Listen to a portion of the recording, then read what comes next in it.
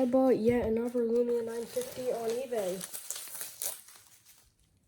Damn.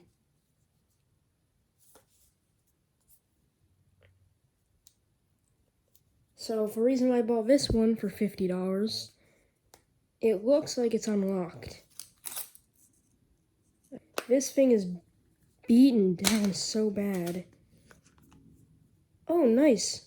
Another battery. Okay, my SIM card is in it currently. We're gonna see what happens. So here I'm swapping boards because I had an AT&T Lock 950 which AT&T refused to unlock, and that has a mint condition display. So I swapped the boards from a unlocked 950 into that 950. Now I have a perfectly good unlocked 950.